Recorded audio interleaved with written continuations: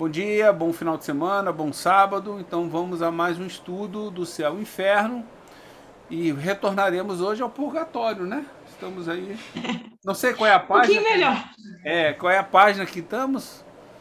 É naquele cento e trecho, oito. aquele que sofre nessa vida, né? Naquele É, parágrafo, tá bom. é a página 108. Então tá bom. Vamos ler um pouco para ver se o Conde aprende um pouco aí, coitado. Que ele tá precisando muito disso, né? Sofrendo, né? Tá sofrendo muito. Eu vou ler um pouquinho aqui. Aquele que sofre nesta vida deve então dar-se conta de que isso acontece porque ele não se depurou suficientemente em sua existência anterior, e que se não fizer na atual, ainda sofrerá na próxima existência, o que é um só tempo, justo e lógico, sendo o sofrimento inerente à imperfeição. Sofre-se tanto tempo quanto se é imperfeito, assim como sofremos de uma doença enquanto não estejamos curados. Assim é que, enquanto for um homem orgulhoso, sofrerá as consequências do orgulho. Enquanto for egoísta, sofrerá as consequências do egoísmo. Tem uma nota aqui sobre imperfeição. Espera aí.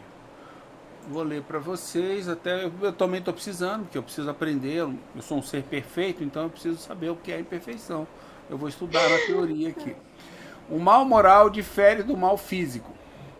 Trata-se aqui do sofrimento moral, a sensação do espírito, e não do sofrimento físico, próprio da vida corporal, causado pela dor e situações de tristeza, que são as vicissitudes ou oportunidades de progresso da alma. O sofrimento moral é inerente à imperfeição criada pelos atos livres e voluntários do espírito que está apegado à vida animal, criando assim o orgulho e o egoísmo.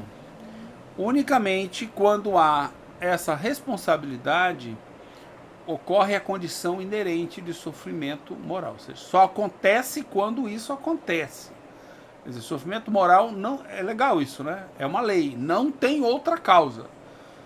Ah, eu vou te dar um sofrimento moral. Não, não vai conseguir me dar nenhum sofrimento na espiritualidade. Né? Às vezes as pessoas não se apercebem disso, né? O fato de ser uma lei é bem legal. Assim, É eu vou engraçado, fazer você Satiro. sofrer na Eu erraticidade. acho que, eu acho que as pessoas, a gente está tão apegada à dor física, o corpo fala tão forte que quando a gente é difícil, Acaba acho que a achando gente que se alguém vai atrapalha. prejudicar a gente lá, né? É, eu acho que tem muito com isso, né? O corpo é muito, a dor física é muito forte, né? Então a gente fica Não, você quer ver duas relacionando. situações que eu estava outro dia conversando e vem assim, tem aquela situação que você fala assim, ah, eu espero que ele não sofra lá as dores que ele tinha aqui. Aí você para e fala, peraí, não tem dor física lá, entendeu? Então não existe essa Não dor. Aí tem você, nervos, né? caiu a ficha, né? É só dor moral. E do outro lado, também o oposto. Fala assim, pô, que espero que ele sofra na eternidade. Você deseja umas coisas parecidas assim, né?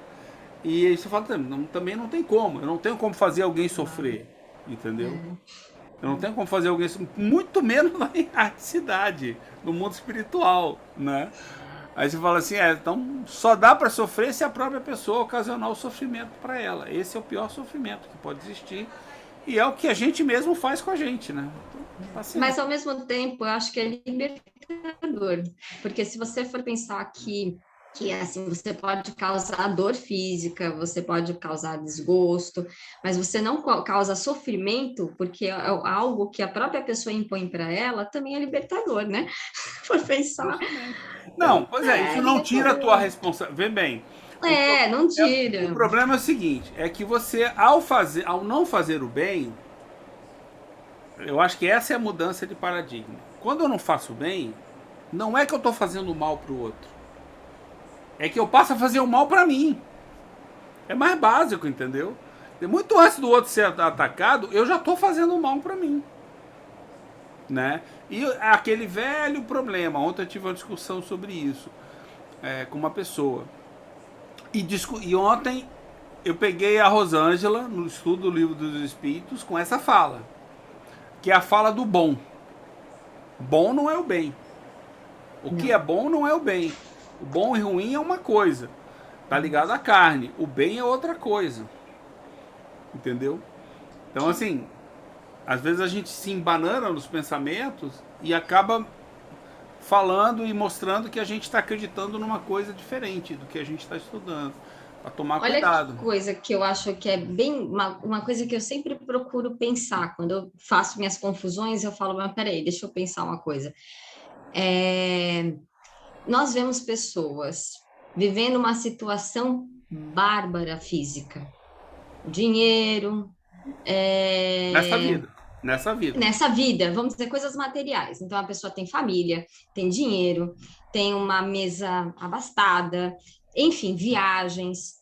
E você vê pessoas que têm tudo isso e não estão bem, sofrem moralmente, tem um sofrimento, várias. uma coisa que ela não consegue resolver, saciar dentro dela. E, por um outro lado, todo mundo sabe, a gente sabe que todo mundo precisa de uma condição básica para a vida, alimentação, vestuário, não é isso que eu estou dizendo.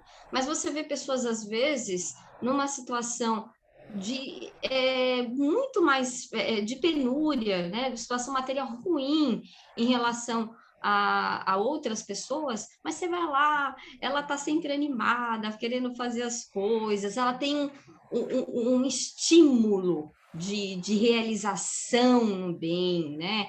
Então, a gente percebe essas questões, sem entrar na questão de que cada um precisa, porque a gente sabe que precisa, não é isso, mas assim, mas a gente faz as confusões, né? Eu tenho que parar e falar, nossa, mas é isso mesmo. Assim, eu conheço pessoas altamente abastadas, entendeu? Assim, tipo, entre os mais ricos do Brasil. E eu sei com certeza te afirmar que a esposa dele sofre há 20 anos.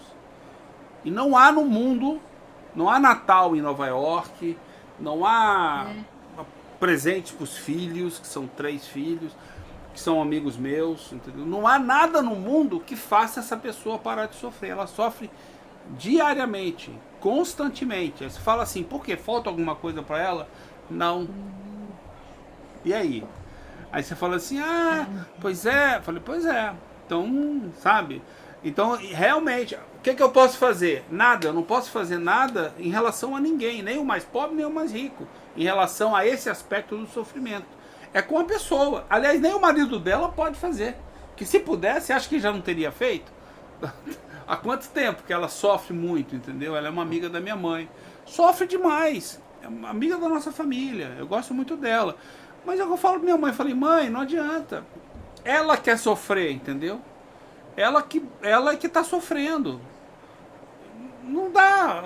Quantas vezes você já conversou com ela? Todo mundo tenta. Não funciona. E você vê pessoas simples, entendeu? Aquele negócio, eu tenho 2 bananas, dou uma banana para você que quer comer. Sabe que tá precisando comer alguma coisa? E eu fiquei bem pra caramba. Eu me senti feliz. É um ato simples, entendeu? Mas que representou muito para aquela pessoa que recebeu e para a pessoa que deu, representou, entendeu? Aí eu não precisa me dizer nem obrigado, eu já fiz. E assim, pra vocês saberem, a gente está passando por uma situação agora, o EPT recebeu uma mensagem bem ligado com isso aí, entendeu? Na semana passada eu estava revisando as mensagens dos formulários do site e tal. A gente recebe algumas mensagens por lá. E bem na hora que eu estava recebendo, chegou uma mensagem. Tentativa de suicídio. Uma jovem, que hoje está no interior de Minas, grávida de 7 meses, disse que tinha tentado suicídio e ia tentar novamente. Que a gente orasse por ela. Aí eu, respondi na hora para ela. E enquanto ela respondia para mim, logo depois ela respondeu. Eu falei com a Juliana, tentei falar com o CVC. Aliás, foi muito maltratado no CVV, né? No CVV, que não ajudou nada, não me orientou. Eu nunca conversei com uma pessoa em tentativa de suicídio. E ela falou que podia ligar no dia seguinte para mim. Ela tem celular, mas não tem linha, né? Tava no meio do campo lá no mato, lá em Minas. E a gente está tratando.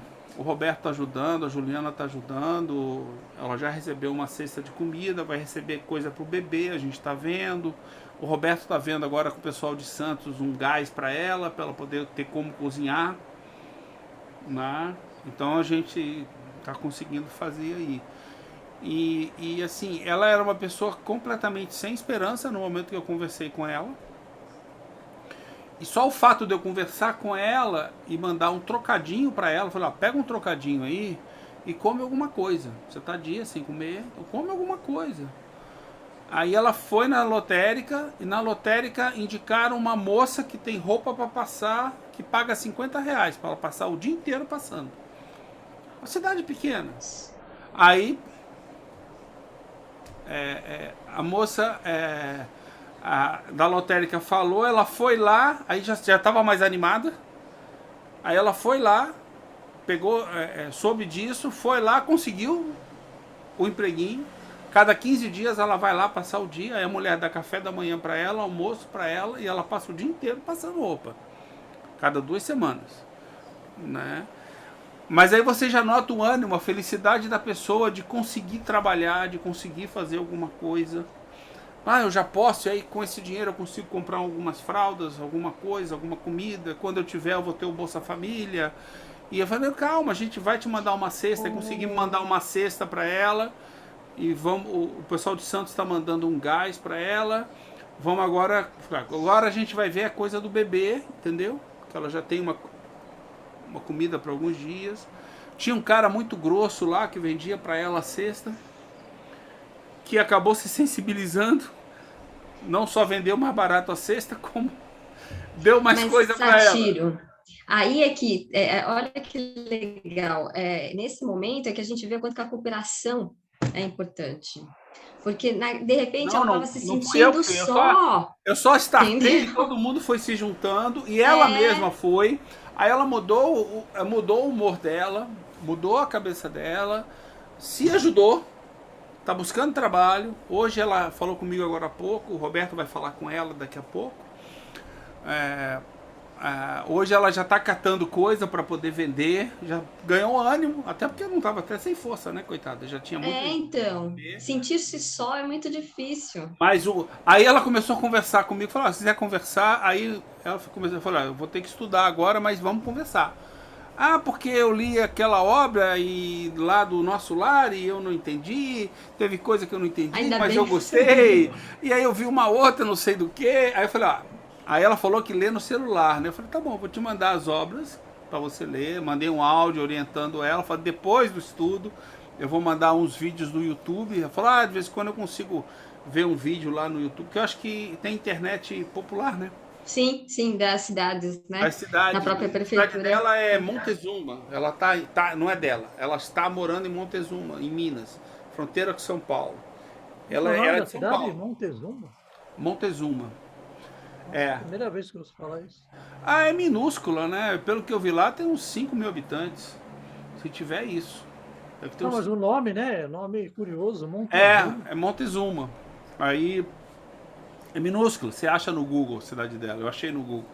Então assim, o que me chamou a atenção mais é como de quinta-feira pra cá, o ânimo dela mudou e as pessoas em volta dela mudaram. Tinha gente que, imagina, o que você tem numa cidade dessa? Você tem uma congregação de crentes que xinga ela porque ela é mãe solteira, abandonou o casamento, e uma congregação e uma paróquia que também xinga ela, justamente pelo mesmo motivo. Preconceito aí, agora você indicou preconceito. Entendeu? E aí, quando souberam que ela era espírita, xinga ela porque ela é espírita. Eu falei, merece não falar nada. Eu falei, não precisa ficar falando que você não é. Porque ela só encontra, entendeu? Quer dizer, as pessoas não param um segundo, aí ficam falando, imagina, cidade pequena, todo mundo acaba falando mal dela. Aquela moça que mora lá perto, não sei de onde, lá no... Cidade é minúscula, entendeu? Ela nem é da cidade. Aí ninguém abre os braços para receber. Mas mesmo assim, é o que eu falei, aí o tal do cara lá que entrega vai de carro, entrega a cesta, vende. O cara já mexeu no coração dele, entendeu? E ele já tá querendo ajudar. Ah, não, até bem, diz ela que ele é bem grosso. Aí eu falei, calma, então aceita as pessoas.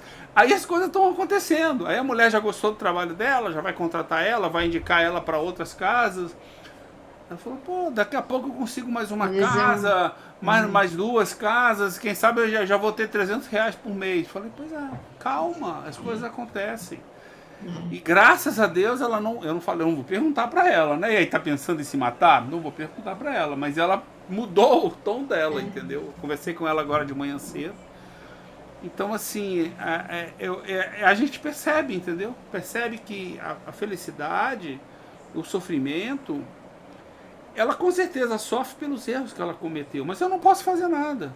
Assim como eu não posso fazer nada para trazer felicidade para ela. É ela mesmo que tem que trazer a felicidade. Ou então, Saltira, ela está sobrecarregada por uma série de problemas físicos, sim, mas talvez ela não sofra, tanto que você, basta que tenha estendido a mão, ela, opa, entendeu? Alguém estendeu a mão, ela consegue ter eu não sei, eu busco não julgar, eu busco ajudar a pessoa e a pessoa se vira. E graças a Deus que as pessoas demonstram que estão se sentindo melhor, né? E pelo menos não pensou mais em se matar e ao mesmo tempo matar a criança, né? São duas vidas que vão ser perdidas. É um erro que não tem volta, né? O problema é, quer dizer, nessa vida não tem volta, na próxima volta. Né? A gente já sabe isso. Né? Mas vamos lá, então acabando aqui. Por isso o egoísta sofrerá em vidas sucessivas, não importa quantas, até que se arrependa e supere o egoísmo pelo próprio esforço de forma autônoma. Final da nota, né? Sobre sofrimento. Cadê? Vamos lá. O espírito culpado sofre primeiro na vida espiritual em razão do grau de suas imperfeições, sendo-lhe então concedida a vida corporal como meio de reparação. Eu vou parar aqui para ler essa nota. Essa explicação corresponde ao item 1 do resumo da lei da justiça divina, no capítulo 8, que afirma: a alma ou espírito sujeita-se na vida espiritual às consequências de todas as imperfeições das quais ela não se despojou durante a vida corporal. Sofre por escolha. É por isso que o espírito nela reencontra ou as pessoas que ofendeu ou situações semelhantes àquelas em que praticou o mal, ou ainda situações opostas às que viveu. Por exemplo, enfrentando a miséria se foi um rico, mal, ou uma condição humilhante se foi orgulhoso. Não se trata de um duplo castigo, mas o mesmo a que se dá sequência na terra, como complemento com vistas a facilitar seu adiantamento para um trabalho efetivo. Do próprio espírito depende fazê-lo proveitoso. Não lhe vale mais voltar à terra, com a possibilidade de ganhar o céu, do que ser condenado sem remissão ao deixá-la?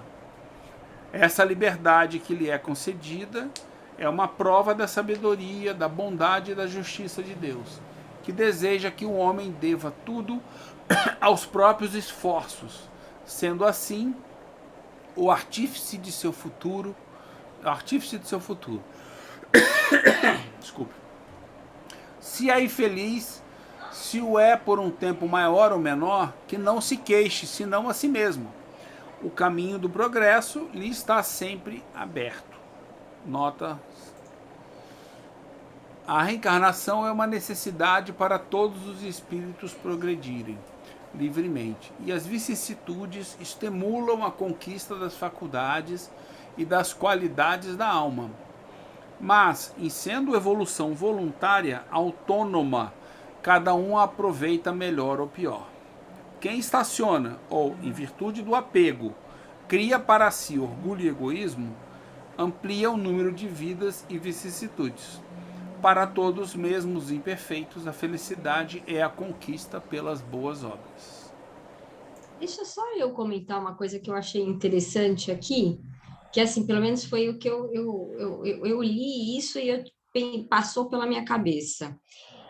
Aqui a gente, nesse parágrafo, nós vemos a responsabilidade, pelo menos veio isso muito forte para mim, vem a responsabilidade, mas sem estar atrelada àquela questão, aquela visão de causa e efeito. Quando ele fala assim, ó, é por isso que o espírito nela reencontra ou pessoas que ofendeu, olha a situação, ou pessoas que ofendeu, ou situações semelhantes àquelas que praticou o mal, ou situações opostas às que viveu. Por exemplo, ele elenca essas três situações alternativamente e com uma forma de exemplo. Então, isso afasta, apesar de nos trazer a responsabilidade, isso afasta a questão da causa e efeito, né? Não, você arrancou, né? Cortou o dedo de alguém, então vai vir sem dedo. Mas você percebe que, de acordo com o que você aprendeu no Espiritismo, vamos ser bem objetivos, você lê esse parágrafo de forma diferente?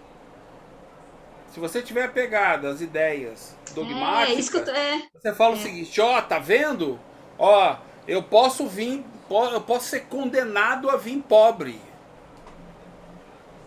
E não é. Mas se a gente, na verdade, você escolheu vir numa condição que fosse. Pode ser que você tenha até escolhido vir pobre ou não. Pode ser que você não tenha escolhido vir pobre, mas você pediu uma condição que lhe desse naquele caminho. Não sei. Mas o ponto é, isso está na escolha que o espírito faz. Ninguém, aí não diz, sabe? Ele terá que passar por isso. No sentido de que alguém irá fazer com que ele passe por isso. Em lugar nenhum da obra tem isso escrito. Em nenhum lugar. Ou uma receita, né? Que para determinada ação. Não existe uma regra. Não existe essa regra, entendeu? Agora, quando a gente entende a teoria moral, a gente fala assim, tá vendo? Sou eu que escolho isso. Ou seja, eu posso escolher vir na miséria? Posso. Eu posso vir numa condição humilhante, porque eu sou orgulhoso e eu preciso... Como é que você vai curar, se melhorar de uma coisa tão grave quanto o orgulho? Não é que você vai melhorar do orgulho, é que você vai parar de transgredir a lei. Na hora que você para de transgredir a lei, você se sente atacado no seu orgulho. Mas não tem outra forma, né? Eu também, isso aqui chama atenção para mim também. Chamou. Vai falar, Conte? Não, você falou da questão de vir pobre, né? Eu estava lembrando como isso daí é algo que é discutível até hoje, porque, por exemplo, você nota que a questão da riqueza é algo que não é uma coisa que é tida como certeza que traz felicidade pela maioria. Claro. É isso. Porque eu estava vendo outro dia que eu estava lembrando o começo daquele filme Cidadão Kane. Há muito tempo que eu não vejo. Porque o cara fala assim, eu teria sido grande se tivesse sido pobre. Começo do filme que ele fala isso. Eu vi há muito tempo atrás. Então, porque no caso ali, o que aconteceu? É o cara que fala, olha, o fato de eu ter tido muito dinheiro fez com que eu metesse o pé pelas mãos. Bom, para ele foi esse o problema. Sim. Mas na verdade, o problema dele não é ter muito dinheiro, é não saber lidar com o dinheiro. E aí, como é que você passa por essa situação de novo, sem dinheiro? Talvez você tenha que continuar vindo com dinheiro, né? Para você aprender a lidar com dinheiro. Sim. Nesse caso, agora tem o oposto também. Agora, o ponto mais legal, acho que é esse, né? A gente escolhe o caminho ou não. Ou então a gente vem e aquelas situações que a gente responde, que elas estão aí, né? São todas iguais para todo mundo. O cavalo passa encilhado para todo mundo. Pega quem quer o cavalo. Eu penso que muitas situações são assim. O mundo é muito rico em situações, né? Quer dizer, se você tem orgulho, meta-se. Eu tenho um amigo meu que era muito orgulhoso e ele começou a ajudar em obras de caridade. No começo ele tinha dia que ele faltava, porque ele achava assim, as pessoas não me escutam, eu estou dizendo a melhor maneira de fazer. Eu ficava olhando, falava assim, cara, você não falou que você quer... Para escutar as pessoas sabem. Não, mas veja bem, a minha condição, eu posso ajudar muito mais. Eu falei, porra, resolva-se. Você quer ir para lá para ser mais humilde? Aprende a escutar as pessoas, entendeu? Ou você quer ficar dando lição de moral em todo mundo? Aí você vai aprender o quê? Você já sabe. Você está ensinando os outros o quê? Se você já sabe. O que você está aprendendo? É mesmo, né? Tem que ficar mais calado, né? Falei, pois é, cara, fica calado. Cala a porra da boca. Não fala nada. Mas nada. Falei, nada. Ouve mais. Passa a manhã inteira lá ajudando as pessoas e não abre a boca. Aí o que eu faço? Não sei. O que eles mandarem você fazer, você faz. Qualquer coisa. Vai lavar o vaso, vai limpar a latrina, vai fazer qualquer coisa, pô. Entendeu? Então. Mas faz parte disso daí, né? Mas essa parte chama atenção, né? Né, Sueli? Eu achei que foi, eu falei, nossa, olha, o alternativo do ou, né, essa alternalidade do ou, por exemplo, são só exemplos, né? Não tem, ele afasta realmente essa ideia do causa e efeito aqui, embora ele traga responsabilidade, né? Eu achei muito, muito bom isso aqui. Uma boa ideia de filme, Cidadão Kane. Assisti ele.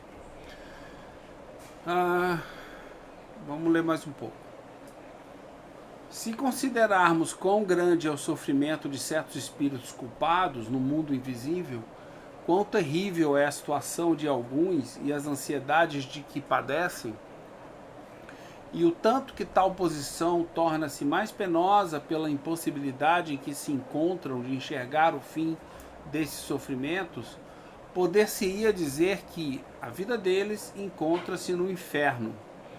Se esse termo não implicasse a ideia de um castigo eterno e material, graças à revelação, dos espíritos e aos exemplos que eles nos oferecem, nós sabemos que a duração desse sofrimento está subordinada à melhora do culpado. Esse trecho, outra maneira de dizer aquilo que o Paulo sempre diz, né? O Espiritismo não veio, portanto, negar a penalidade futura. Veio, ao contrário, confirmá-la. O que ele destrói é o inferno localizado, com suas fornalhas e suas penas irremissíveis. Não nega o purgatório, porquanto prova que nele nos encontramos, definindo e detalhando, explicando a causa das misérias terrestres, conduzindo à crença. Com isso, aqueles que o negavam. Aí tem uma nota aqui. Somente os espíritos que criaram para si mesmo, de forma livre e consciente, a condição de orgulho e egoísmo é que enfrentam a condição de sofrimento moral após a morte. Ela é proporcional ao grau de responsabilidade e dura até que o espírito se arrependa, expie e repare suas falhas. A penalidade futura é uma sensação do espírito imperfeito. Não importa onde se localize no mundo espiritual. Seu sofrimento moral é íntimo e não tem como causa o ambiente. Assim, Kardec ressignifica, segundo o Espiritismo, os termos inferno e purgatório. Aqui traz aquela questão que o Conde falou semana passada, né, Conde, de que o fato da lapidação, o purgar, né, não quer dizer, não está associado a um lugar, né, e sim à necessidade do espírito. Eu achei que isso foi bastante importante que ele destacou, porque se a gente faz uma leitura, eu mesmo estava fazendo uma leitura corrida, eu fiquei com essa ideia, né, da lapidação do espírito em mundos de provas e expiações. Então, mundos de provas e expiações destinados somente a isso. E, na verdade, as pessoas não passam por esse... Não é um lugar. É você Exatamente, mesmo que se coloca no purgatório. No purgatório. Ainda que você esteja no mundo de provas e expiações, não quer dizer que você... E você vá para o purgatório. Você vai por opção. Eu achei essa coisa que o Conde destacou semana passada, eu achei que é importante. É bacana mesmo isso. Vamos lá, mais um pouquinho. Condena o espiritismo as preces pelos mortos? Bem ao contrário, porque os espíritos sofredores as solicitam. O Espiritismo faz das preces um dever de caridade e demonstra-lhes a eficácia para os reconduzir ao bem, abreviando por esse meio seus tormentos. Vamos ler essa notinha então. O Evangelho segundo o Espiritismo, ação da prece. O lugar, a referência foi essa. Falando à inteligência, ele restituiu a fé aos incrédulos e a prece àqueles que dela zombavam. Ele estabelece, porém, que a eficácia das preces está no pensamento, não nas palavras. Que as melhores preces são as do coração, não as dos lábios. Quem, pois, ousaria censurá-lo? Quer se passe na vida espiritual ou na terra, e qualquer que seja a sua duração, o castigo sempre chega a seu termo, cedo ou tarde. Portanto, não há, na realidade, senão duas alternativas para o espírito: punição temporária proporcional ao grau de culpa e recompensa proporcional ao mérito. 78. A punição temporária proporcional ao grau de culpa, pois quanto maior for a consciência do espírito culpado e a repetição dos atos equivocados, pior será a sua sensação de sofrimento moral. Temporário, porque sempre cessará quando o espírito se arrepende e descondiciona seus hábitos equivocados. Recompensa proporcional ao mérito, pois a felicidade é inerente às boas obras e ao progresso gradual. Consciente, voluntário, intencional e desinteressado. Essa é a base conceitual da teoria moral autônoma espírita. O Espiritismo rejeita a terceira alternativa, a da condenação eterna. O inferno restringe-se a uma figura simbólica dos grandes sofrimentos cujo término é desconhecido. O purgatório é a realidade. Pois é, que você se coloca. A sua realidade, acho que é melhor. A realidade, né, que cada um encontra Cada para um si, cria para si mesmo, né? cria para si mesmo. Pois é. A palavra purgatório sugere a ideia de um lugar circunscrito. Razão porque é aplicada mais naturalmente à Terra, considerada como lugar de expiação do que é o espaço infinito, por onde vagueiam os espíritos sofredores. Ainda mais que a natureza da expiação terrestre é uma verdadeira purificação. Vamos lá. O termo purgatório, ressignificado por Kardec para dar-lhe coerência segundo a teoria espírita, tem relação com a evolução dos mundos. O planeta primitivo é destinado à conquista da consciência de si mesmo pelos espíritos simples e ignorantes, que iniciam a vida humana nessa ordem. O purgatório estaria representado pelos mundos de expiação e provas, onde as vicissitudes servem para o progresso de todos e a superação das imperfeições dos que as tenham adquirido. Por fim, todos os mundos serão felizes após a revolução moral, caracterizada pela regeneração. É por isso que eu falei que a observação dele é muito importante, porque às vezes a gente, em alguns trechos que tem desse capítulo, a gente pode ser levado a uma ideia equivocada, né, desse Sim. De pensar, né? É verdade. Muito importante. As notas são muito bem colocadas, com certeza, né? Refraseiam o que Kardec está dizendo para a gente. Ajuda muito, né? Eu acho que as notas realmente contribuem bastante para a compreensão mesmo. Pois é.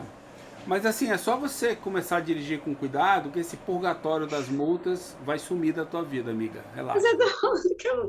Gente, eu tomo muito pouco, eu já tomei muito pouca multa na minha vida, muito mesmo, pouquíssima. Nossa, e um purgatório cheio de câmeras para multar a Sueli, ninguém merece, né? Tchau, bom passeio. Ai, Rosângela, que linda, gatinha dela. Por que então Cristo não falou do purgatório? É que não existindo a ideia, não havia palavra para representá-la. Serviu-se ele da palavra inferno, a única em uso como um termo genérico para designar as penas futuras, sem distinção. Se ao lado da palavra inferno fosse colocada uma palavra equivalente a purgatório, ele não teria podido indicar com exatidão seu verdadeiro sentido, sem abordar uma questão reservada para o futuro, e teria, além disso, o efeito de consagrar a existência de dois lugares especiais de castigo.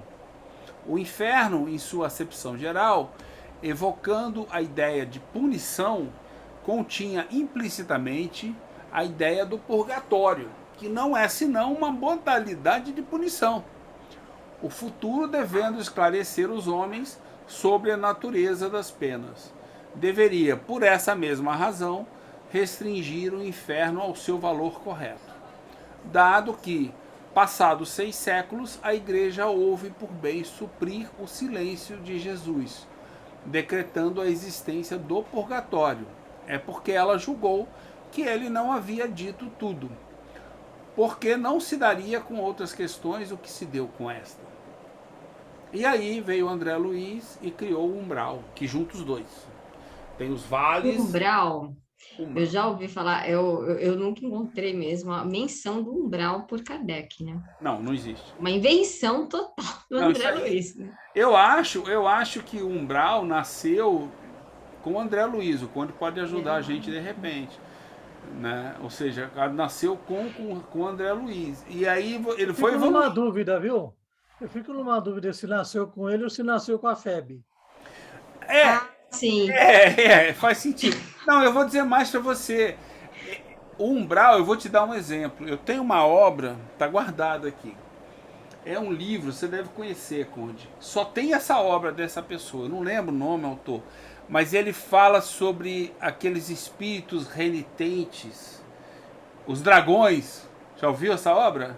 Fala dos dragões? Eu esqueci o nome do doido. Eu tenho essa obra, eu li. Essa obra eleva o inferno do umbral a uma como é que chama? Um grupo de espíritos dos dragões que são renitentes e que criam o inferno na terra. Eles se arrumam para vir para cá. Ou seja, o conceito de umbral, ele pode até ter nascido lá com André Luiz, ou não, né? Como diz na obra de André Luiz, na obra do Vanderlei Soares. Eu não lembro o nome dele, tá em algum lugar. É o Vanderlei Soares, o espírito é aquela Maria Modesto Cravo. Eu não sei, eu não lembro. Aí, aquilo aliás, esse livro me angustiou muito. É Vanderlei de Oliveira, Espírito Maria Modesto Cravo. Você só vai achar esse único livro falando sobre essa falange dos dragões, entendeu? Meu Deus. Aí, é a pior coisa que você pode imaginar na vida. O inferno no umbral, entendeu? O inferno Eles comandam, entendeu? Então, assim, não fala do diabo, fala dos dragões. Aí você começa a ver que cada um foi dando o seu pitaco, né? Porque tem lá o Vale dos Suicidas, né? Aí né? Porque tem... Não sei se foi. Aí dá pra você daqui a pouco desenhar o mapa, né? Porque aqui virando... tem... Achou de novo. Eu já vi o mapa. Uma vez eu vi o mapa do umbral.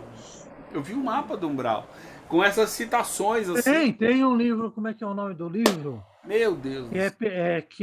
Não é Psicografia do Chico, não é. Tem um livro que trazia um mapa de onde ficava o nosso lar, onde ficava o umbral, tudo. Eu já vi esse mapa, não guardei, mas eu já vi esse mapa. Graças a Deus que eu já tinha um pouco de... Aí era assim, como é que era? Era um espírito, mapa. aí dizia que era auxiliado por André Luiz. Não, aí você vai ter aí. Então, assim... Aí eu fico pensando, outro dia, curioso que eu mandei até uma mensagem, eu acordei outro dia pensando assim, poxa, e se o André Luiz, né, porque foi o seguinte, eu não sei se você sabe a história do nosso lar, e do Emmanuel, tudo, o que aconteceu? Quando a FEB começou a receber as primeiras psicografias do Chico, essas psicografias sem ser as poéticas. Sim. Né? O Parnaso, etc. O pessoal da federação ficou meio cismado com o que estava sendo enviado. Ah, é? Isso eu não sabia, não. Aí o Chico falou, olha, mano, o pessoal que está querendo mudar algumas coisas. Aí o Emmanuel falou, olha, faça eles mudar o que eles quiserem. Deixa a febre decide o que vai mudar nas suas psicografias ou não. Deixa na mão deles, a responsabilidade vai ser deles. Ah, é? Até porque o trabalho não é teu. Ah, sim. Se você Trabalho não... é do espírito. Né? E o Emmanuel passou essa coisa. Aí eu fiquei pensando uma coisa. Será se, né, entre aspas, né, o André Luiz não sacaneou o pessoal da FEB? Eu estou dizendo assim, A veja ideia é bem. legal, a ideia é legal. A ideia é assim. Pô, mó Veja, armadilha, mó armadilha. Você vai passar a história do nosso lar, mas no fundo o que ele está contando é a história nossa aqui. Se você for pensar o nosso lar, o que o nosso lar retrata? As mudanças pela qual a nossa sociedade na Terra vão passar. Nós vamos ter que mudar o regime alimentar aqui na Terra. Vai ser uma obrigatoriedade geral. Todo mundo vai ter que mudar o regime alimentar aqui na Terra. Já está acontecendo. Entendeu? Vai ter que mudar. Então, de repente, eles achavam que estavam falando de um lugar hipotético e estão falando da própria Terra. É, uma ideia interessante essa ideia é boa. Eu fiquei pensando se não foi isso. Porque, no caso, eles estão relatando as coisas que eles estão sentindo. Eles mudaram, o que eles mudaram no livro, o que é? Aquelas coisas que estão perturbando eles. Porque, veja, você sair daqui do mundo, para você ir arrumar um trabalho registrado do lado de lá. Né? Você tem uma alimentação, você tem um trabalho, você tem ônibus, você tem condução. Não, é uma você tem casa, você tem um plano de... Quer dizer, e começa varrendo, começa varrendo lá a recepção, né? Pior isso. Mas no fundo o que ele está falando? Olha, o que tem de ser mudado é a forma, a estrutura social do nosso planeta. Nós, enquanto encarnados, fazer uma sociedade onde que exista a possibilidade de você arrumar uma vaga para todo mundo. Bom, quer dizer, no fundo eles estão achando que estão discutindo sobre o nosso lar, mas o que está se discutindo é a mudança aqui na Terra. É bem isso mesmo. Pior que é isso mesmo. Eu acho. Quer dizer, uma ideia que me veio... É uma ideia interessante. Eu vou trabalhar essa ideia. Mas veio isso daí veio uns 3 dias atrás, tá? Hein? Veio uns 3 dias atrás. Mas é boa, gostei da ideia. É uma ideia. Mas o nosso lar é tão sem pé nem cabeça, porque você vê o espírito lá, que é o diretor do nosso lar, precisa de uma bengala. Ele se mostra como um indivíduo que tem uma necessidade de usar uma bengala. Quer dizer, que espírito evoluído é esse que está do lado de lá, limitado? Não, e o mais legal é que os espíritos superiores falam com eles, então eles não são superiores. Eles são inferiores como nós, entendeu? Eles são inferiores. Eu gostei da ideia, o Conde, de que essa obra não tem muito pé nem cabeça. Eu acho que essa ideia a gente tem que desenvolver essa ideia, sabe por quê? Porque aí quando alguém vier conversar sobre o nosso lar com a gente joga caraminholas na cabeça da pessoa. Essa obra não tem... assim, não, veja, eu estou dizendo assim, no fundo, o que ele está debatendo? Ele está debatendo, que eu sempre acho, veja, quando a gente fala assim, eu estou doutrinando o espírito, não, negativo. O espírito está te passando um monte de informações para você se doutrinar. Né? Você não está doutrinando o espírito. Quem doutrina o espírito é a própria existência, a vida dele. Então, é ele mesmo que escolhe os caminhos. Sim, é uma coisa autônoma, né? Verdade. Ou seja, quando você fala assim, a gente está doutrinando os espíritos, não, eles estão vindo aqui, estão passando essas mensagens, está tendo essa permissão para você saber identificar o que presta e o que não presta. Você não está educando o espírito. O pensamento de você estar doutrinando o espírito é heterônomo. Heterônomo. No fundo, quem está ocorrendo? Outro dia eu falei isso. Kardec, quando traz aqueles espíritos lá, o que ele estava educando? Ele estava educando os espíritos ou estava educando as pessoas que estavam aqui? Justamente. Educando a gente. E a si próprio, ele. Né? Não, inclusive ele. Não, e evocar é você pedir ajuda para o espírito, para ele vir. Sim. Então não é doutrinar o cara, eu vou chamar o cara para doutrinar ele. Não, então não é. Você está achando que você está ajudando o espírito? Não, ele que está te dando. Ele que está. É bem isso. Está jogando luz para você. Olha, É, tá vendo o que pode acontecer? O que você É. vai para você evitar que aconteça isso? perfeito, você- Conde. É. Né? É diferente. E o nosso lar, de repente, pode ser a mesma coisa. Né? Porque lá está prevendo o quê? Uma mudança. Porque você vê cada absurdo que a gente já viu sobre o nosso lar, aquele livro O Atalho. Nossa.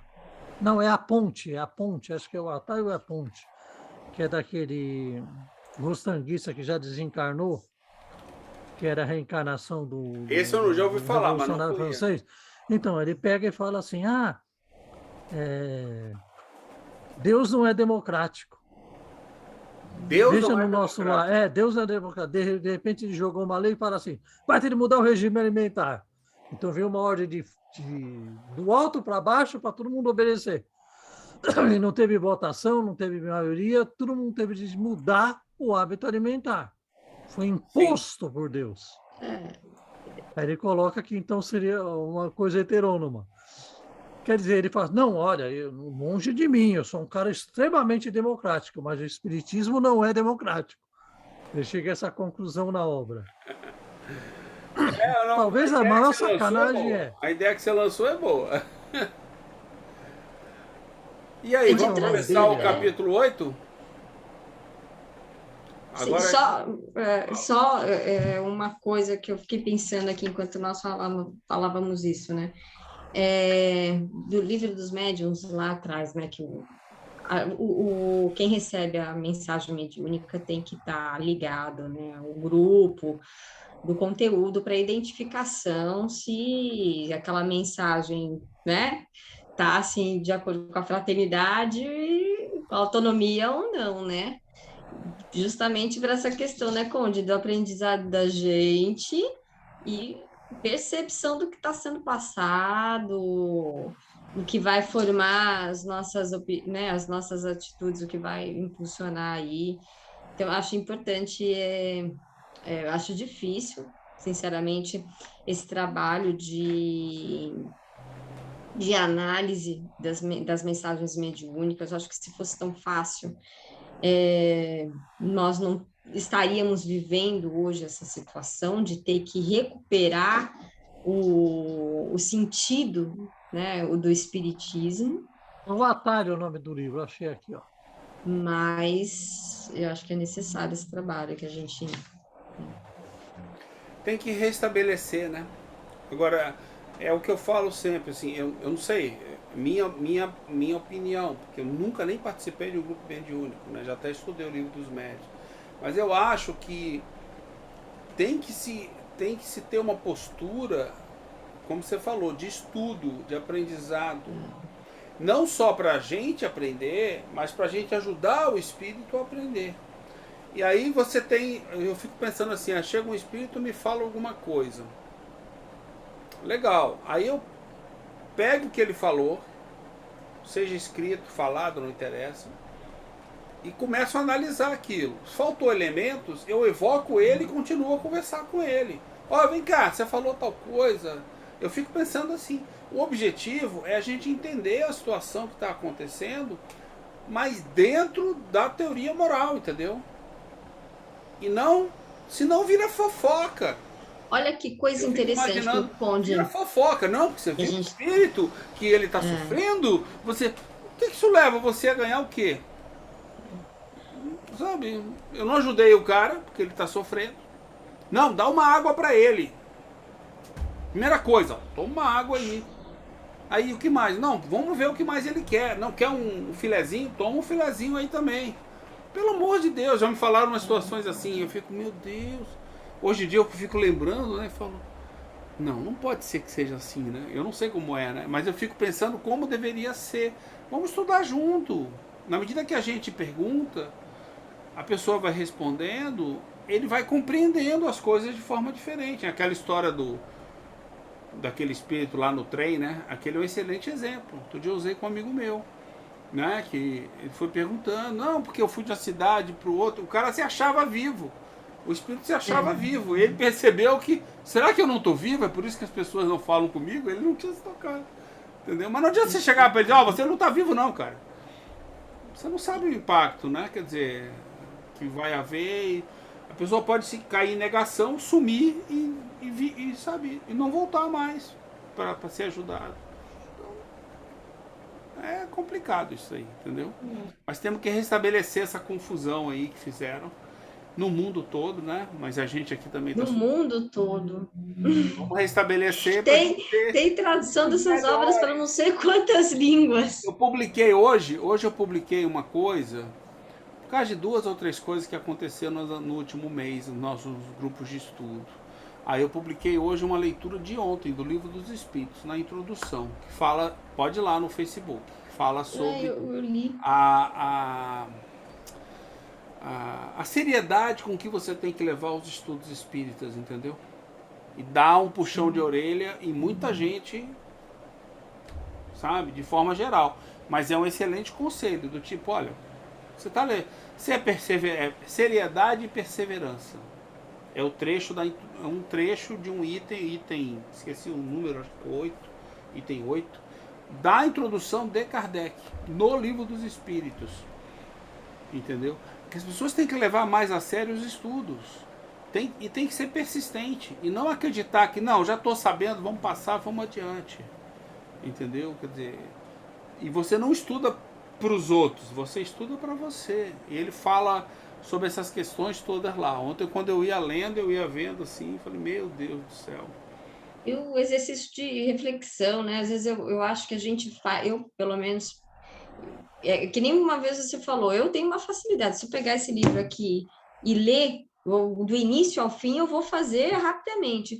Mas aí é que tá, aí você não para refletir. Você vai lendo e lendo e lendo e lendo e lendo de uma maneira corrida, e tem coisas que nem aqui, nesse capítulo mesmo, aqui do Purgatório. Justamente. Se você lê, várias vezes ele fala de lugar, e não é um lugar físico, não é um espaço, é o estado da pessoa que purga ou não purga. Ela pode estar no mundo de provas e expiações e não está passando por essa situação.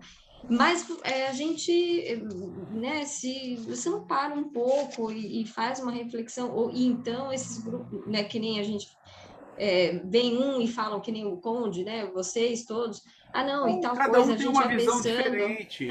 Você fala, como é que você vai fazer isso se você acha que... pensado nisso? Eu vou ler uma única vez aquela página e nunca mais volto nem discuto. Não, e mesmo assim, tudo que eu posso destacar, ou conhecer, ou pensar, refletir, é do conteúdo que eu tenho, que é limitado, né?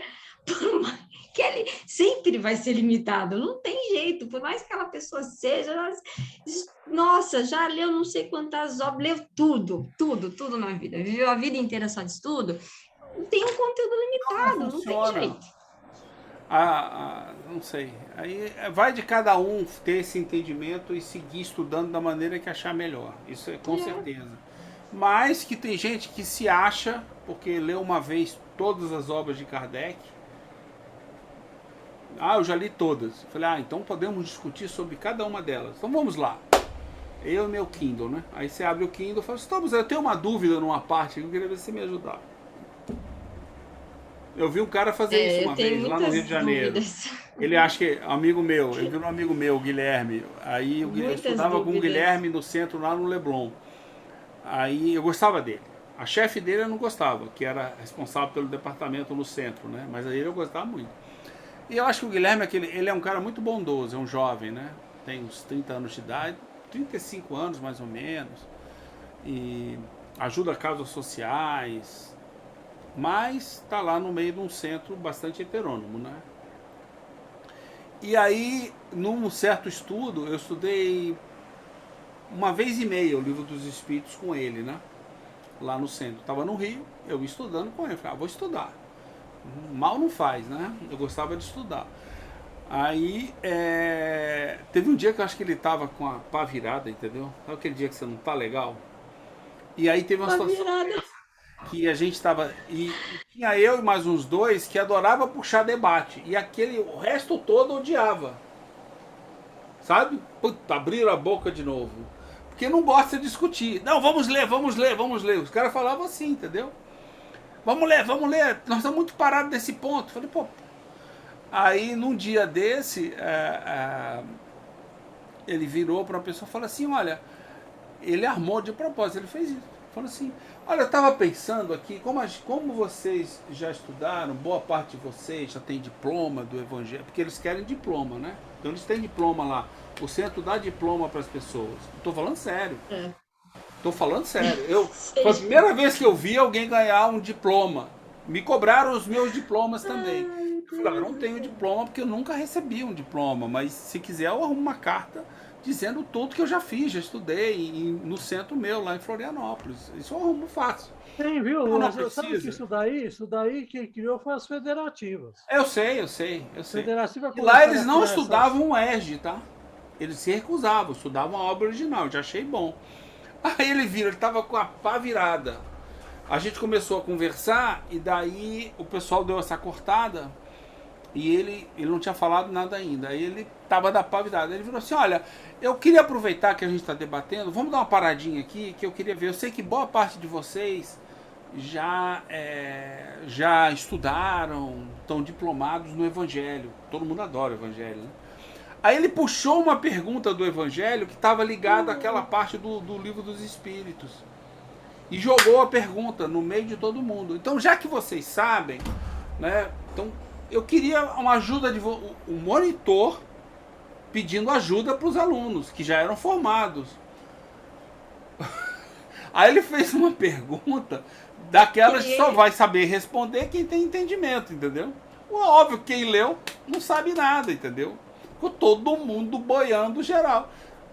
Só quem deu algum palpite fui eu e justamente os outros dois caras, entendeu?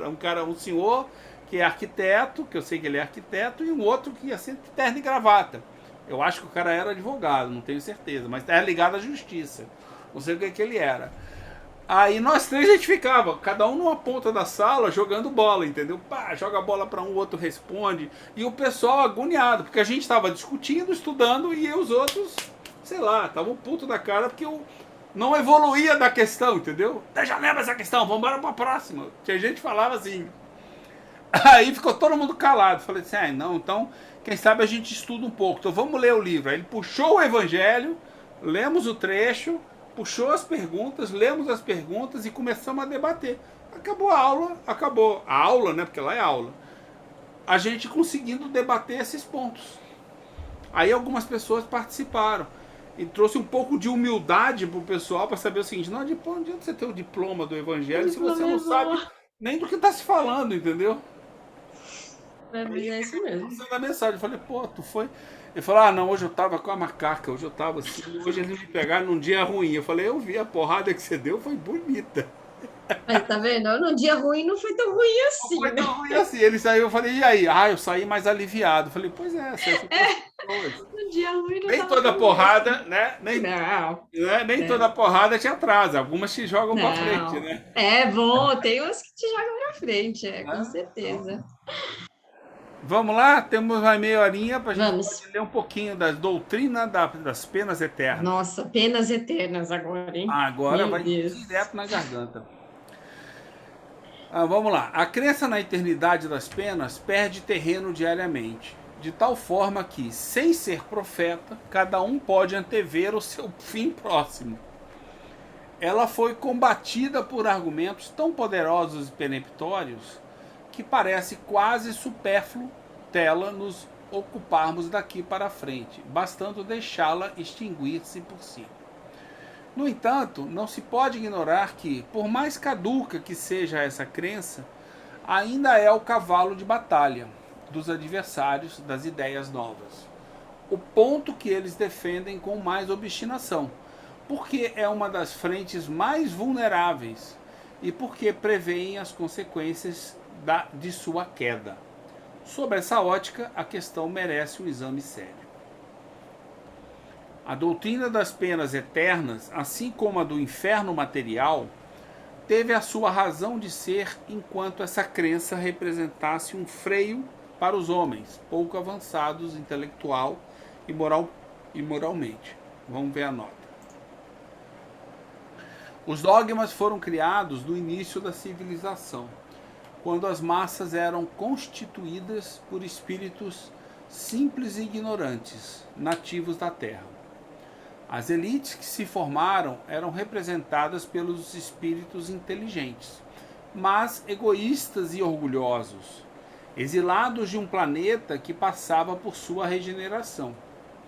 A ideia das penas eternas causava medo, condicionando o povo para os hábitos sociais. Da mesma forma, como estes seriam pouco ou nada dissuadidos pela ideia de penas morais, não teriam sido tão pouco das penas temporárias. Não teriam nem mesmo compreendido a justiça das penas gradativas e proporcionais, porque não estavam aptos a compreender as nuances frequentemente delicadas do bem e do mal, nem o valor relativo das circunstâncias atenuantes ou agravantes. Outra nota. Essa explicação corresponde ao item 5º do resumo da Lei da Justiça Divina, no capítulo 8, no trecho que afirma: a mesma falta pode assim dar lugar a punições diferentes, segundo as circunstâncias atenuantes ou agravantes na qual ela foi cometida. As penas que correspondem ao sofrimento moral ou sensação de infelicidade do espírito imperfeito são graduais e proporcionais ao entendimento do espírito, que erra por ato da bondade. Da vontade. Que erra por ato da vontade, desculpe. Da vontade. Desse modo, a responsabilidade pelos atos está associada ao entendimento e à intenção, sendo que as leis estão presentes na consciência de cada um. Nunca é demais lembrar disso, né? Se você não tem conhecimento, entendimento, você não está errando dessa maneira, né? Eu acho interessante sempre quando ele enfatiza a questão da intenção. Eu acho que o grande marcador aí é a intenção. Então, a gente pode ter a intenção do bem e não tomar a melhor decisão porque não tem o conhecimento, não conseguiu ter aquela visão ampla, ainda está no aprendizado. Mas eu acho que as duas coisas andam juntas, amiga. Porque assim, se você não adquiriu o conhecimento, você não pode ser penalizado. Exatamente. Agora, se você adquiriu, a intenção conta pra caramba. Então, aí é que tá. Eu acho que a intenção é sempre o marcador, porque ainda que você não tenha o conhecimento, mas se você tiver a intenção do bem, você não vai sofrer. Por quê? Porque aquilo que foi causado foi um ato atrapalhado da sua realização. Não foi uma coisa que você queria no mal, né? Eu acho que você não adquire uma perfeição, mas eu acho que dentro de nós, mesmo que eu não tenha conhecimento, eu tenho aquela sensação de que alguma coisa não está certa. Isso eu tenho. Agora, eu não tenho isso... Isso é muito maior quando eu percebo, eu sei o que eu estou fazendo, com certeza. Agora, quando eu não percebo, não tenho conhecimento, a minha intenção, se é continuar tendo essa sensação, se é continuar fazendo isso, apesar da sensação que eu tenho, porque o que move você para frente? Para querer saber mais sobre aquilo? Eu acho que é essa sensação de desconforto, vamos chamar assim. Você tem um desconforto. Eu acho que tem um desconforto mesmo, Então, nessa hora, eu fiz a primeira vez, senti o desconforto, mas não me incomodou muito, eu continuo fazendo. Chega uma hora que eu começo a ter uma compreensão de onde eu estou insistindo. Aí, daqui a pouco, eu adquiri um entendimento. Aí, se eu vou continuar ou não fazendo aquilo, novamente, é a minha intenção. Então. Mas aí você sempre teve a intenção do bem. Mas, então, mesmo que as suas resoluções não eram melhores, a sua intenção do bem fez com que você procurasse melhorar a sua própria compreensão. Isso com certeza. Eu acho que você não precisa cair no mal, na imperfeição, para fazer. Eu posso ter o entendimento e aí esse desconforto já me encaminha para não errar mais naquele ato, em outros momentos que eu vou vivê-los, entendeu? Eu acredito nisso. Porque o bem está dentro da gente. O bem está dentro da gente. Então a gente é levado a isso. Eu acredito que a maioria de nós não tem tantas imperfeições, sabe? E não aprende só por imperfeições. Isso eu já acredito. Entendeu? Não. São as duas coisas, né? É o entendimento e a intenção. Podemos ir? Sim. Os homens equiparam Deus à natureza de si mesmos. Para eles, Deus é um soberano absoluto. Onde você está, Satiro? Eu estou depois... Não, desculpe, errei a nota. Vamos lá. Quanto mais próximos os homens são do estado primitivo, mais materiais eles são. O senso moral é o que mais tardiamente neles se desenvolve. Por essa mesma razão, eles só podem ter uma ideia muito imperfeita de Deus e de seus atributos, assim como uma ideia não menos vaga acerca da vida futura. Aí tem outra nota aqui. O espírito simples e ignorante vivencia uma transição entre a vida animal, regida pelo instinto e pela vida espiritual, dirigida pelas faculdades da alma. O primeiro passo desse aperfeiçoamento é a conquista da inteligência racional, que é a razão, que permite dominar a vontade, livre-arbítrio. Por fim, desenvolve-se o senso moral e as virtudes. Kardec explica em A Gênese: o instinto enfraquece, ao contrário, à medida que a inteligência se desenvolve, porque domina a matéria. Com a inteligência racional, a razão, né, nasce a vontade, o livre-arbítrio. Nasce o livre-arbítrio, que o homem usa à sua vontade. Então, somente para ele começa a responsabilidade de seus atos. Então, ou seja, na hora que eu me sinto responsável, eu sofro mais. Aí eu sei que realmente a coisa que o bicho está pegando. Quanto mais, né, entendimento, conforme ele colocou aqui, do que Quanto mais razão, mais conhecimento, entendimento, seria uma boa palavra para razão, né? E mais uso errado da vontade, do livre-arbítrio, mais pior. Moral eu vou acumulando, né? Onde é que a gente está? Agora sim. Os homens equiparam Deus à natureza de si mesmos.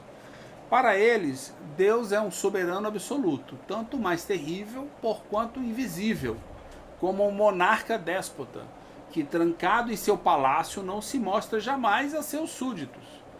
Deus é poderoso apenas pela força material, porque os homens não compreendem a força moral, vendo-o apenas armado com raio, ou em meio a relâmpagos e tempestades, semeando por onde passa a ruína e a desolação.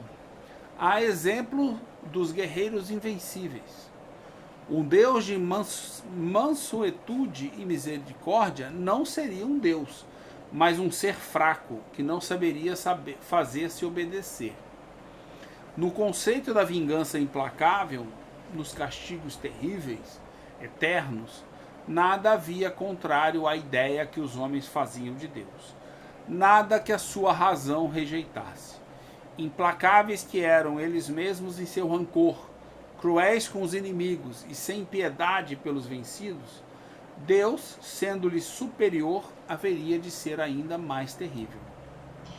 Que ele traz, né, gente, uma visão de Deus como um guerreiro, né? É uma visão completamente humana, né? Puxa outra, né, amiga? Ou seja, quando você equipara Deus a isso, uma coisa puxa a outra, entendeu? Uma outra coisa que eu achei assim bem realmente, né, que ele fez um destaque, eu acho que aí mora grande parte dos problemas, pelo menos, é isso daqui, né? Deus é poderoso apenas pela força material, porque os homens não compreendem a força moral. Não, é que aquela Deus não precisaria. O homem no passado, imagina um homem, né? Quer dizer, sei lá, 10 milhões de anos atrás, ou que seja, mais recentemente, 5 milhões de anos. Como é que ele tinha entendimento? Você tem que fazer isso.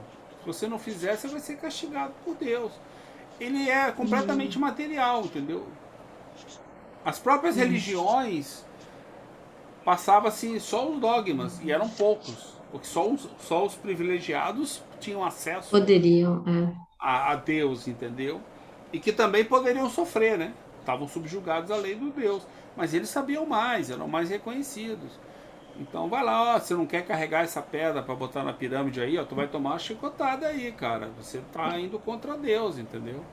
Então aí, bota nas costas e leva esse paralelepípedo lá para cima, entendeu? Então, E aqui também, a associação da ideia de mansuetude, misericórdia com fraqueza, né?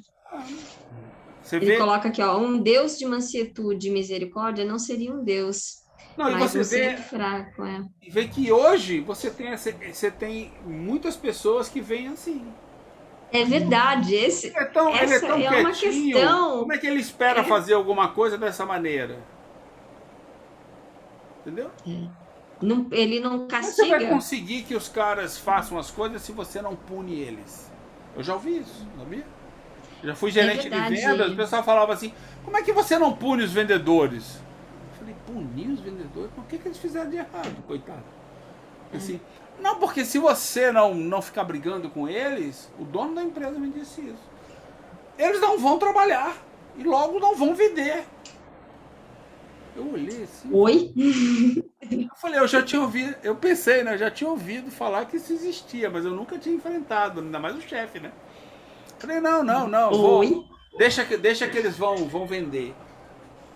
Sabe, a ideia, a mentalidade do cara era essa. Bom, não precisa dizer que é por isso que a empresa não batia a meta já tinha 8 anos, né?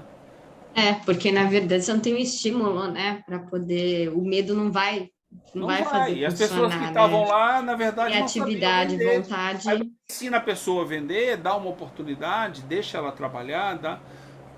Gente, no primeiro ano bateu a meta do ano, que ele achava impossível de bater. Sabe uma coisa que eu fico pensando nas questões das religiões, né, que traziam a heteronomia de uma forma muito forte e tal, e realmente manifestavam todo esse controle, e o controle até exercido através da. O medo faz com que você não tenha criatividade. Tem medo de pensar em algo, Não, você né, não ou é. Não, fazer amiga, você não algo. tem. Não é falta de criatividade, é impossibilidade. É, A administração hoje em muitas empresas, ela é feita por controle. que é Então, assim, péssimo. é por controle. Você tem que chegar às 8 horas e tem que sair às 5. Uhum. A hora do almoço é meio-dia. Não é meio-dia, não é, sabe? E eu já trabalhei em empresa assim. Não era meio-dia e 5, você tava já errado. Mas eu tô no almoço. Não, mas não pode, tem que bater o ponto meio-dia. E depois, às 1h30, você tem que voltar e bater o ponto de novo, entendeu? Não interessa. Sabe? Ah, se eu quero trabalhar, não pode entrar na empresa. Eu trabalhei numa empresa que eu fui supervisor, quando eu ia na fábrica em São Paulo, lá em Osasco. Não. Aí tinha uma área, todos os funcionários ficavam lá. Eu falava, pô, vamos embora pra sala, sentar lá um pouco, né? Não pode entrar na empresa. Eu era gerente da empresa. É. Não pode. Eu falei, como é? Falei, não tô entendendo. Eu falei assim, nós estamos meia hora ainda, não vamos ficar aqui meia hora? Não pode entrar na empresa e ir lá? Eu quero sentar, vocês querem sentar, a gente vai conversar, acabou que vai trabalhar, falar sobre o que está acontecendo da reunião. Não pode. Eu falei, então tá bom, né? Eu era novo na empresa, eu falei, então tá bom. A primeira chance que eu tive, eu perguntei pro diretor. Eu falei, vem cá, diz uma coisa. Se a gente quiser entrar aqui na sala para trabalhar, a gente não. Não, claro que vocês podem, vocês são gerentes das regiões, não sei o quê. Eu falei assim, então, olha só, então informa a secretária na portaria, porque ela não deixa a gente subir. Que eu fui perguntar para ela. Aí ele foi lá e falou assim, olha, caso os gerentes queiram subir, entrar, eles não se aplicam a essa regra, são poderosos. Sim. Eles não se aplicam. Por conta do cargo muda as regras. Eu falei, meu Deus, quer dizer que se a pessoa quer ir para a mesa dela para trabalhar, não pode ir para a mesa dela. Tem que cumprir o horário. Fábrica, entendeu? Fábrica, negócio de fábrica. Sim. Aí eu fiz uma pergunta para alguém da área da indústria lá, da fábrica, do chão de fábrica, né? Ele falou assim, não, porque sempre foi assim, e aí a gente controla melhor as pessoas. Falou? Então, Eu falei, perfeito, é isso mesmo, vocês estão controlando. Para controlar a melhor maneira é essa mesmo. Agora, e aí? não dá vazão à Não dá criatividade, uma vazão à série de criatividade. coisas, porque tá engessado naquilo. Nossa, já pensou se eu pensar alguma coisa muito louca?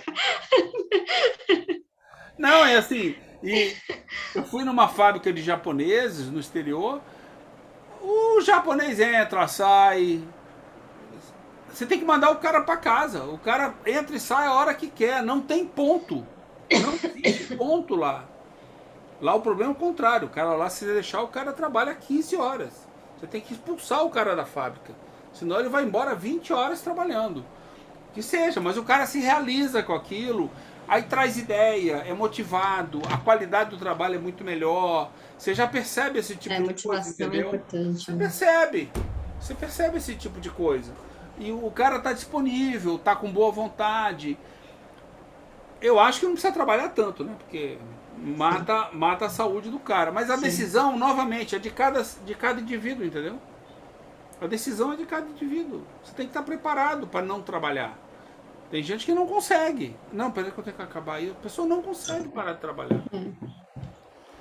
É controle. A administração tem que aprender muito ainda. Né? Paramos aonde? Para tais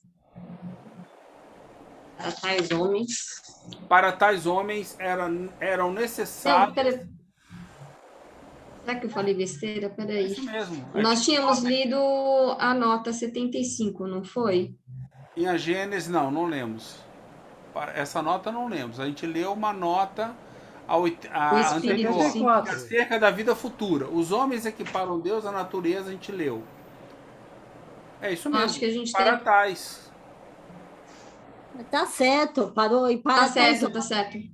Para tais homens eram necessárias crenças religiosas similares à sua natureza, ainda rústica. Aí ele tem uma outra nota aqui.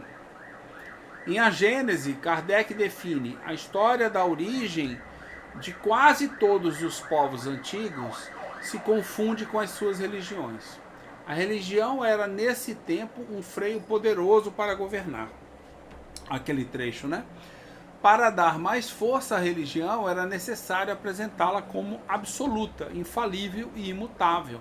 Sem essas qualidades, ela teria perdido a ascendência sobre esses seres primitivos, apenas iniciados para a racionalidade. Ela não poderia ser discutida, assim como as ordens de um soberano. Disso resultou o princípio da fé cega e da obediência passiva, que tinha na origem sua razão de ser e sua utilidade. O Espiritismo surge no momento de libertação voluntária da submissão pela fé racional, que criará a fraternidade entre todos. Nota do editor. Legal, né? É. Uma religião unicamente espiritual, toda de amor e de caridade, não poderia consociar-se à brutalidade dos costumes e das paixões. Portanto, não censuremos a Moisés, a sua legislação draconiana, que mal conseguia conter seu povo indócil, nem por haver feito de Deus um ser vingativo. Assim era necessário, na época, a doce doutrina de Jesus. Assim era necessário, na época, a doce doutrina de Jesus não encontraria eco e quedaria impotente. Me parece assim, eu fico sempre com a ideia de que quando a gente pensa nessas regras muito impositivas, né, muito duras, justamente se a gente for pensar que se isso não existisse, provavelmente a sociedade não teria progredido também, né? As pessoas se matariam umas às outras. Então, a gente pensa, sei lá, eu sempre penso nas leis, numa organização social necessária até para que a gente possa, em dado momento melhor, estar conferindo a cada um maior liberdade e que cada um, dentro da sua autonomia já construída, deliberar melhor, né, com maior liberdade. Eu penso isso. Eu acho que não, por mais que a gente, que nós pense que realmente a lei seja uma questão que traga a heteronomia, porque ela vem de fora para dentro, então eu sou obrigada a respeitar, eu não tenho a opção de não respeitar a lei, eu tenho que respeitar, eu posso até não respeitar, mas eu vou sofrer as consequências pelo meu desrespeito à lei. a organização social e para o progresso, realmente não vejo outra alternativa. Eu acho assim, eu acho que até falando do espiritismo, né? Lembra que a gente já debateu a organização do espiritismo, do movimento espírita? Kardec deixou sugestões, né? A gente já debateu isso daí, o próprio Paulo colocou na obra dele isso, né? Eu tenho pensado muito, depois que eu vi essa proposta, da seguinte maneira. Eu acho que essa organização social, ela não é a única forma da gente fazer, né? É óbvio que, vamos dizer assim, eu concordo que tem uma maioria que precisa dessa organização. No momento, o que nós conseguimos de menor é o que está construído. Não é o ideal, mas é o que nós temos construído. Sim. Então a gente vai continuar a construir. O que eu acho que pode mudar, mais um pouco, pode mudar e é um lugar que as pessoas não estão fazendo, é o seguinte. Hoje já há condição das pessoas de fazerem isso. É na parte da organização onde você não cria hierarquias. Você cria ambientes de colaboração, de participação. Então, por exemplo, eu já vivi vários ambientes nos últimos 25 anos, tá? Então não é recente, de colaboração dentro de empresas, onde existiam departamentos inteiros que não tinham sequer um chefe, um gerente. Todo mundo se coordenava e todo mundo conversava e tinha reuniões. Eu vi isso funcionar, entendeu? Em diversos tipos de áreas, tanto administrativas quanto técnicas, né? E isso daí quer dizer o quê? Todo mundo colabora com o que tem de melhor. Então isso já existe no mundo, em vários tipos de organização. Então, eu acho que mais empresas, mais áreas da sociedade têm que se medir dessa maneira. E não é o nome que aquela área tem. Porque, por exemplo, eu já vi ONGs que o cara é um carrasco, é um escravo com todo mundo que está embaixo. Entendeu? Então não é o nome. Eu já vi hospitais onde o diretor do hospital é o maior carrasco de todos. Inclusive não se preocupa nem com a saúde dos funcionários. E eu já vi hospitais onde todo mundo colabora. Ah, é mais religioso. Não, não é questão de ser religioso. É questão de você dar a oportunidade das pessoas falarem, fazerem melhor o seu trabalho. Existem várias técnicas, inclusive hoje, que levam para isso. Entendeu? No mundo administrativo. Por que você não adota essas técnicas? Para de querer controlar as pessoas, porque é o controle que eles usam ainda, da forma antiga. Para de controlar e dá oportunidade de outras maneiras colaborativas das pessoas colaborarem. Isso é perfeito. Isso é um aprendizado. Ah, não, mas se eu deixar ninguém vai fazer. No início as pessoas vão errar porque estão aprendendo, mas depois elas aprendem e elas percebem como a coisa funciona. E aí entra aqueles dados, a produtividade duplicou. Claro que duplicou. Porque eu acho, Satírio, que é o contrário. Eu acho que quando as pessoas percebem um ambiente de colaboração, elas querem colaborar mais. São mais porque elas se sentem reconhecidas na sua própria... Eu acho, sinceramente. Eu não acho, que eu tenho certeza. Eu já fui diretor e gerente e eu agia dessa maneira. E aí funcionava mais. Por que a minha área funciona mais? As pessoas sempre gostaram de trabalhar comigo. As pessoas produziam mais. O pessoal do RH vinha, como é que a sua área produz tanto, com tão pouco? Ah, pois é, né? Deve ser porque as pessoas estão felizes em trabalhar aqui, estão fazendo um trabalho melhor. Incentivo. Aí falava assim, realmente todo mundo aqui na tua área é feliz. Aí na área do lado, se alguém desse uma risada, o cara levantava da sala e falou, olha, vamos focar no trabalho. Porque você não pode nem rir. Você não pode virar pro colega do lado e rir. Você tem alguém te vigiando lá que o cara... Pô. E na minha área ele não podia fazer nada. Ele me chamou. Falou assim, Satírio, você podia controlar um pouco os seus funcionários? Eu falei, eu controlo, muito bem. Ele olhou para mim, mas é uma zoeira na tua área? Eu falei assim, não acho. É minha área, não acho. Ah, mas você é um mau exemplo. Pra quem? Porque ia contra a autoridade dele, entendeu? Falava assim, você cuida da tua... Da conta da ovelha negra, a minha também tá fingida. Eu cuido da minha. Aí na minha área, as pessoas, sabe? Falava assim, pô, as pessoas lá assumem suas responsabilidades e cumprem suas tarefas.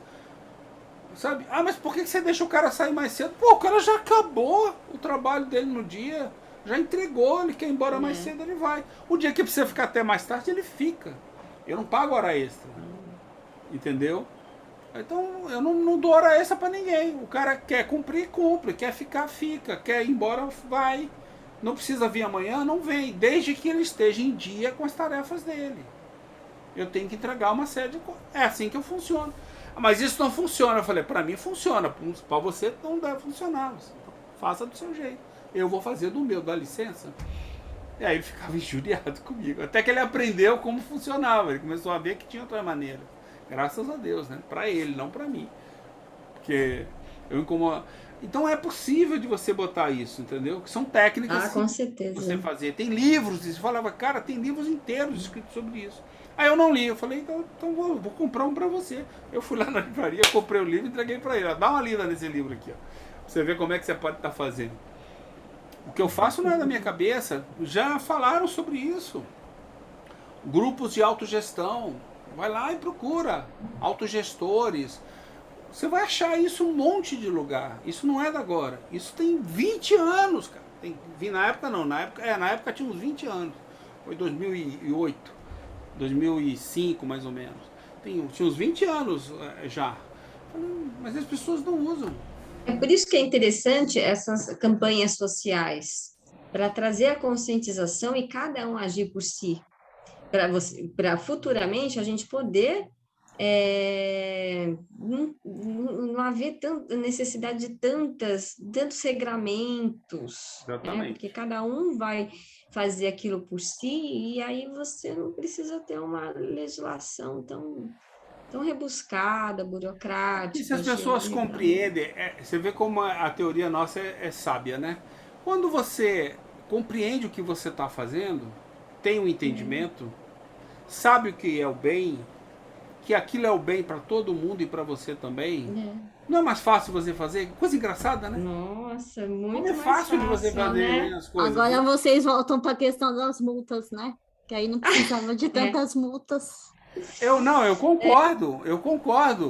Eu acho que, só que eu acho que falta dos governos, prefeitura principalmente, e mesmo do Estado, o que falta neles é educação, porque eles já provaram que quando eles dão educação, a coisa funciona. Eu fiquei 33 anos no serviço público. Você não podia ficar feliz na sessão. Se você gostava do que você estava fazendo, você tomava uma ripa. É bem isso mesmo. Nossa. Conheci diretor que quando pegava a lista dos funcionários novos, ele via onde o cara morava e falava, se esse mora na Zona Leste, vamos mandar lá para PQP, lá no fundão da Zona Sul, para ele sofrer. Eles achavam o que é bom. Mas é a mentalidade de que você aprende pelo sofrimento, entendeu? Eu já vi isso. Eu já tive chefe assim, em vários lugares, que virava para mim e falava, não, se você não ralar, você não vai aprender. Não interessa se eu era estagiário, quando eu fui gerente... Não, ele fazia de maldade mesmo, o cara sofrer. O cara falou isso para mim como gerente, o dono da empresa, uma outra empresa que eu trabalhei. Eu falei, aí eu fiquei olhando, o que eu vou dizer pro cara? O cara é o dono da empresa, né? Mas o cara disse literalmente isso, você tem que sofrer mais para aprender, Satiro. Eu olhava para ele... não tem sentido. Eu não sabia nem o que falar pro cara. Não, concordo. Você imagina, gente. Não, discordo. A advocacia já é tão pesada. Eu trabalhei fui sócia de uma empresa de 20 anos numa advocacia, fazia contencioso, fiz 20 anos o contencioso. Mas, assim, eu não tinha horário, não tinha horário para entrar, para sair, Por quê? Porque já é tão pesado, se você ficar sobrecarregada em cima atrás de uma mesa, de um computador, determinadas horas, e aquela coisa muito maçante, é difícil, porque já é difícil fazer. Já é difícil. Não, e você percebe, eu percebo isso muito, sempre percebi, que as pessoas estão fazendo coisas que elas não entendem porque estão fazendo. Elas não sabem o que estão fazendo aqui. Para que serve isso aqui? Esse carinho que eu dou. Entendeu? Então, assim, é o que eu costumava dizer. tinha um grupo meu que eu trabalhei, que eu comecei a dizer, falei assim, olha, se você não entende o que está fazendo, me pergunta que eu vou te explicar. Se eu não conseguir te explicar, você não precisa mais fazer. Faz outra Tinha coisa que ele você falava sabe assim, o que como é que que é isso aqui? Falei, pô, que bom que você falou isso. Isso aí não tem utilidade para nada. Isso é aquela história do papel do porteiro na empresa. Ó, o senhor traz carimbado. Já viu? O senhor traz carimbado para o senhor poder sair. Ah, Entendeu? sim. Depois tem uma história muito engraçada daquele Absolutamente, antropólogo paulista. Ele conta uma história que eu nunca esqueço, que é muito engraçada. Eu uso muito ela, já tem anos. Mas assim, a pessoa não sabe o que está fazendo aquilo, entendeu? Lá no Rio a gente brinca muito que é a história do porteiro de prédio cearense na Zona Sul, entendeu? Normalmente eles são todos cearenses, nordestinos, porteiro de prédio no Rio. Que faz a mesma coisa.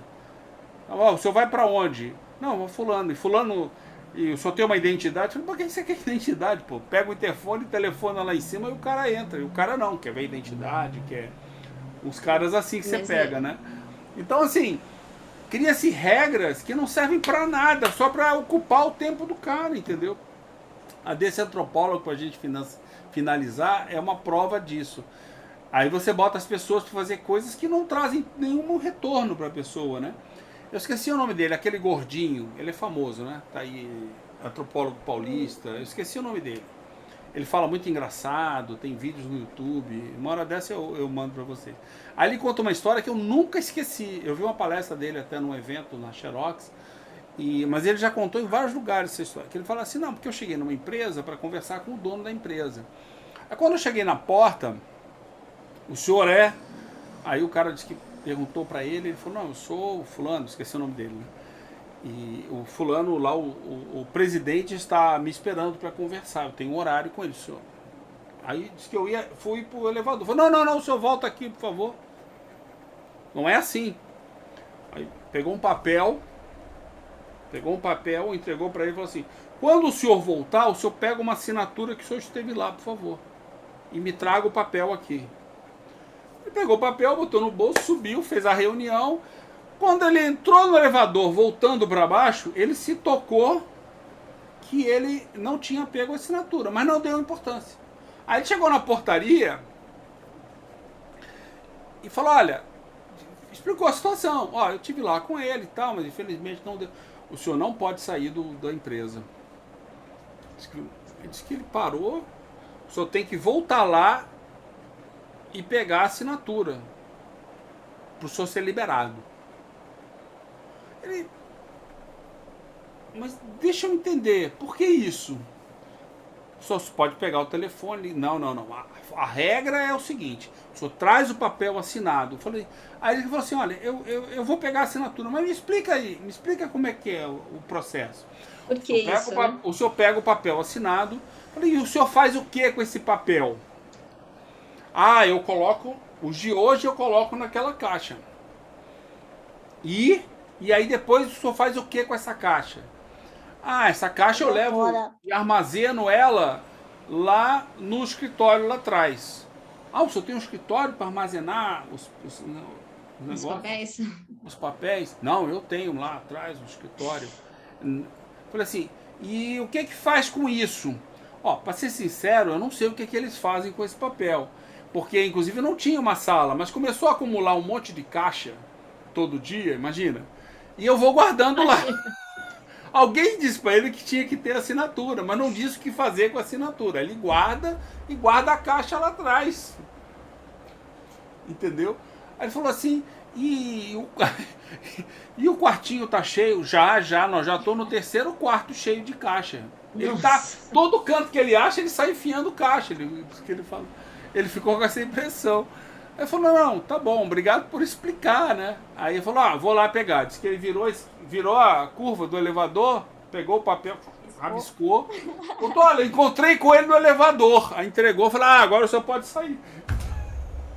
Porra, pelo amor de Deus, entendeu? Quer dizer, aí você fala assim, as pessoas fazem coisas, a minha leitura é muito essa.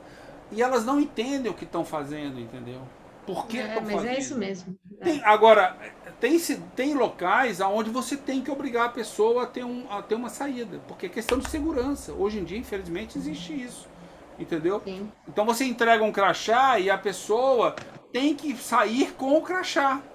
Para quê? Para que se alguém entrar sem crachá, não sai. E aí eu vou querer saber quem é você. Mas existe um motivo para isso. Entendeu? Existe um motivo desse crachá existir. Para que você só tenha autorização de ir nos lugares que você foi. Né? Ou seja, eu estou no elevador, só enfio o crachá e aperto o andar que você foi. Não para em nenhum outro andar. Você só para naquele andar que você foi. Aí, mas aí existe um motivo. E se eu chegar lá embaixo, o guarda sabe. Ah, eu perdi o crachá. Bom, temos que verificar então. Tem uma coisa estranha. E é um motivo de segurança na empresa, porque tem outros problemas de segurança envolvidos na empresa. Etc. Mas as pessoas fazem coisas loucas no dia a dia. Que não sabe, não sabe nem por que faz. Não, e é todo mundo. Não é só porque tem um chefe ruim. É porque a pessoa vai lá e faz e não quer entender o que está fazendo. Não quer saber por que ela está fazendo aquilo. Põe regras que deu uma dor de barriga. Eu acho que o erro é muito do indivíduo, entendeu? A pessoa quer fazer coisas, aí daqui a pouco você está criando as suas coisas para você fazer, porque são importantes, que nem o porteiro criou as caixas lá, entendeu? Falou assim, pô, mas isso aí é importante? Para que você quer criar isso? Não. Para que serve isso que você quer fazer no processo? Sabe? Porque todo mundo tem processo. Aí cria uns processos exatamente loucos. Assim, se você me explicar para que serve isso, a gente faz. Mas eu não quero mais um processo na minha área, pô. Pra quê? Mais um processo. Você dizer que mais você coisa para cumprir, né? Você quer impor autoridade? Pelo amor de Deus, cara, entendeu? Eu tive um funcionário meu que ele não, até hoje, pelo que me falam, não admite. Ele não admitia que os estagiários tinham o mesmo status que ele. Porque tinham, entendeu? No sentido de que eles sabiam fazer o projeto, faziam o projeto, entregavam o projeto e eram reconhecidos pelo projeto.